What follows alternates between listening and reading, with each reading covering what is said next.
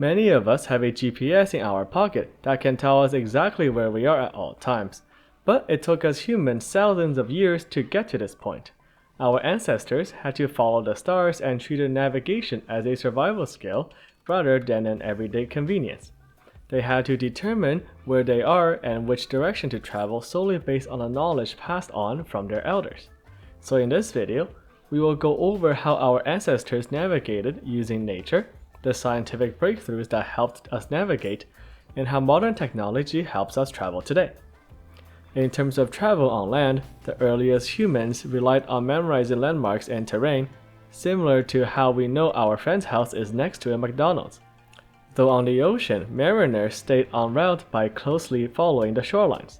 Using distinctive mountains and rivers as reference points, they also relied heavily on memorizing their surroundings. However, this means that most of them limited their exploration closer to the land.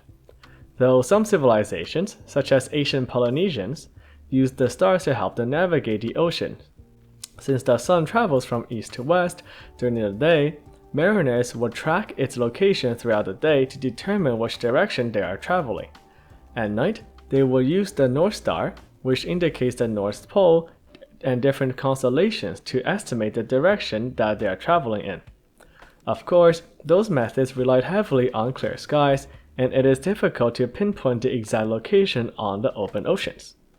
Fast forwarding to the age of exploration in the 15th to 17th centuries, more precise instruments were invented. Though first used in ancient China in 200 BC, the compass became a crucial piece of navigation around this time for seafaring, so we don't need to rely on the North Star anymore. We also improved upon the astrolabe, which was an instrument used in the first few centuries to find the position of stars and constellations, to create the sextant. It's a device used to determine the angle between a star and the horizon, which is used to triangulate our position and find our precise latitude. To find our longitude, marine chronometers were developed in the 18th century to keep track of the time spent sailing away from the port.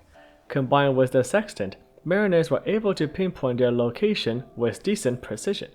Then comes modern technology, which is fast, precise, and very accessible. The most widely known technology is the Global Positioning System, or the GPS, which uses a bunch of satellites to triangulate our precise location almost anywhere on the globe. Another big breakthrough is the Long Range Navigation System, or the LORAN.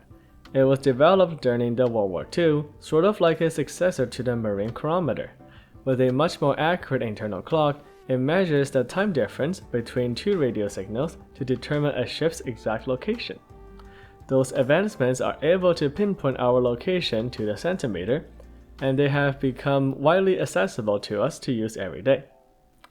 Of course, just like many modern tech, they are very susceptible to electronic interference.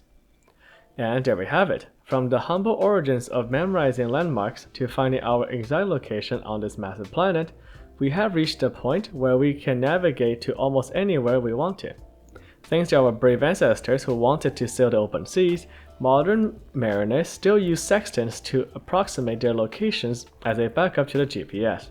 Not only are modern navigation tools useful for traversing the open oceans, they are crucial for sending out distress calls and locating castaways. I hope that you all have learned something interesting today. Thank you for your time and stay hydrated.